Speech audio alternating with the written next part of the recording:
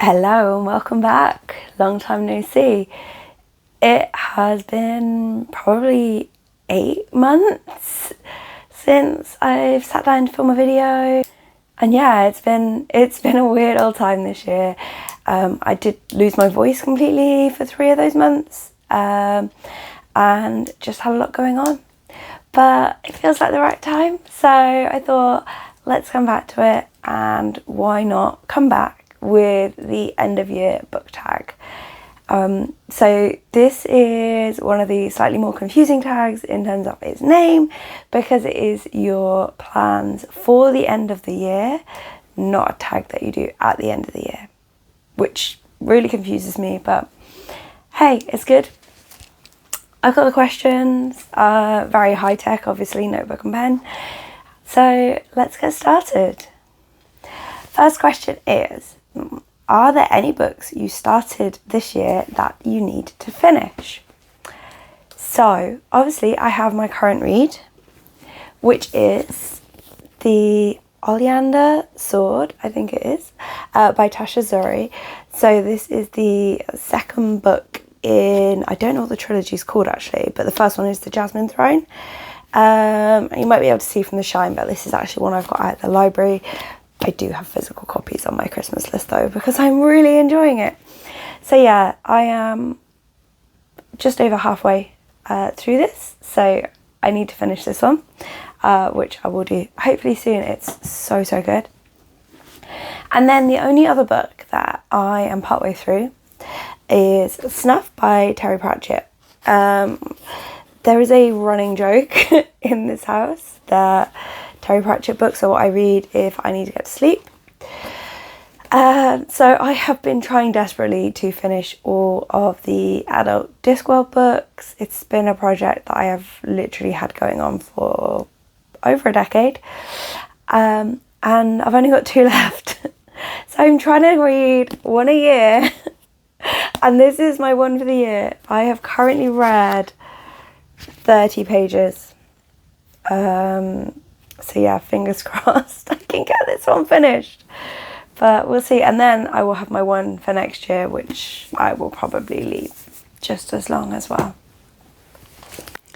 Okay, the next question is, do you have an autumnal book to transition into the end of the year? So this one's interesting because by most people's definition, I pretty much read autumnal books all year round. I read obviously a lot of paranormal books, which tend to have the more autumn vibes to them. And this year I've been reading a lot of fantasy romance. Like I would say this one that I'm reading at the moment kind of for me fits the autumn vibes. But yeah, so I don't really have a specific one. I would say my entire year is the same. I'm also really not big on seasonal reading. For example, I have read 3 Christmas books so far this year. The most recent of which I read at the end of September. So yeah, I'm not the best for reading for seasons. Okay, question 3. Is there a new release you're still waiting for? Not for this year.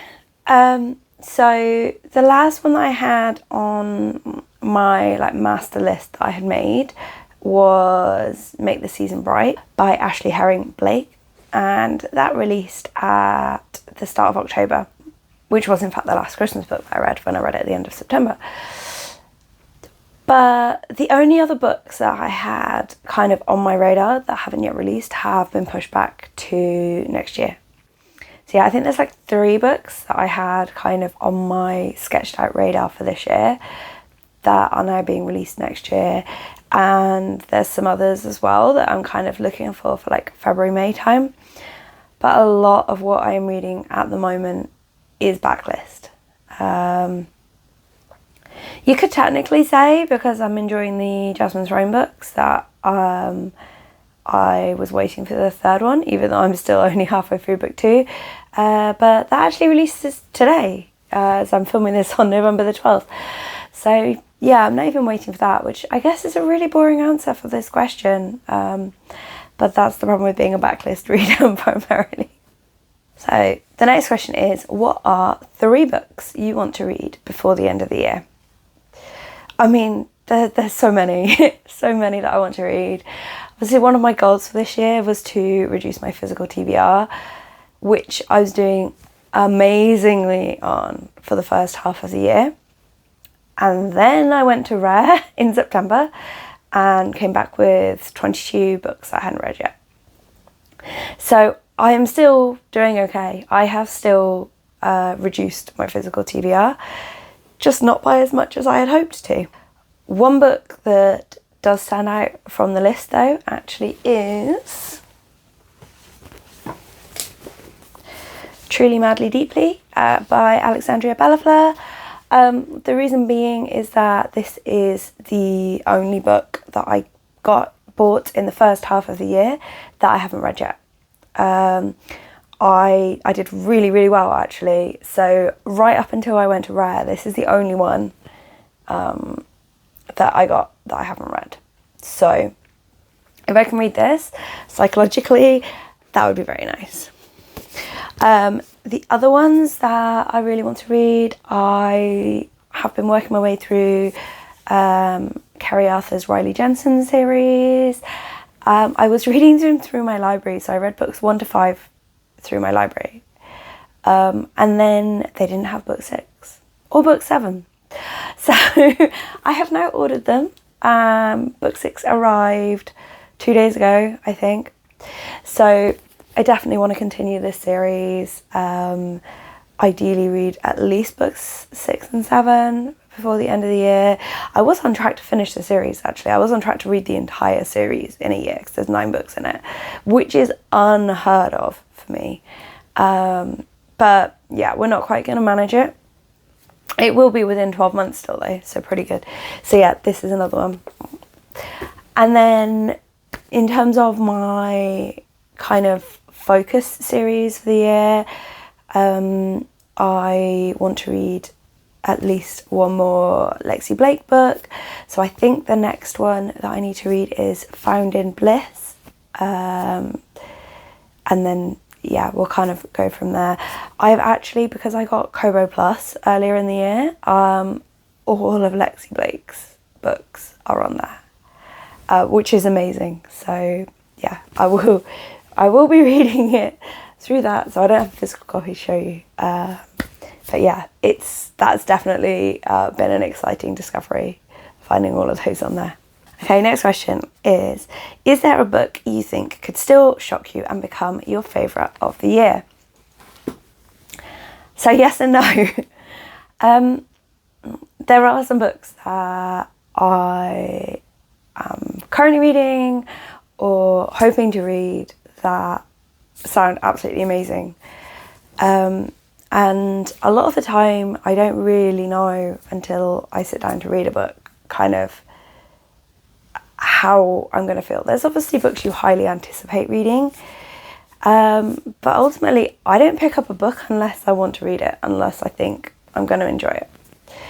But the biggest problem for me is I couldn't tell you what my favourite book of the year is currently. I stopped star rating my books last year, I think. I currently only put star ratings on arcs that I review, and even then I only will put them on like NetGalley, Goodreads, Amazon, things like that. I don't, my Storygraph reviews, I just don't star rate. And I did that for a good reason. It was kind of stressing me out too much, trying to work out how to rate them, and kind of when I'm quite anxious, I need it to be rules-based. And so it was really stressing me out that I didn't know, should this be a 4.25? Should this be a 4.5? I don't know. So I just stopped star rating. And it's worked really well for me. But it does mean I couldn't tell you what my favourite books have been. I don't even have like a 5-star list to narrow it down from. And it is all subjective because you rate different types of books differently. It's all kind of based on how you feel. But I would really love to sit here and go, these were my favourite books this year. So I think what I'm going to have to do is do a few giant tier rankings and go through and try and work out kind of what were my top 10 books of the year. And, you know, it may well include some of the more recent ones that I've read, some that I'm gonna sneak in before the end of the year. And then the final question is, have you already started making reading plans for 2025? Yes and no. I am trying to get a bit more relaxed with my TBRs. Not so relaxed. There was a month this year where I didn't make one at all, and that actually got quite stressful. But to make it more open, to have books out on my radar, to give me ideas, but to not get too kind of, this is what I'm going to read and when. My guess is that I'm actually going to read less books next year than I have done this year. This year, I think I'm on track to read about 145 books, which is fairly similar. I think I read 147 maybe last year, 144 the year before. I think I'm actually going to read slightly less. The reason being is that I have got back into fantasy a lot more. A lot of the fantasy romances that I'm reading are longer, and I'm also kind of getting more back into other things as well. So I think that the number of books I read is going to be slightly less, but that means I do need to adjust some of my other goals in terms of, you know, what I'm trying to cram into each month. The big goal that I do have though is I have managed to get a ticket to go to Rare in London in July. So I mentioned Rare earlier, but if you don't know, it is romance author and reader events. It's basically a massive romance author book signing.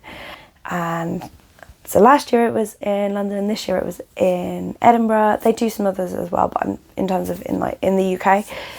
And then next year it's in London as well. I would really like, I still have, I think 18 books that I picked up at Rare in London 2023 that I haven't read yet. So my big target for the first half of next year is going to be to read all the books that I got at Rare London 23 before I go to 25, which should be doable. I think it's, the number of them is about right. You know, if I read 3 a month, then I'm easily there.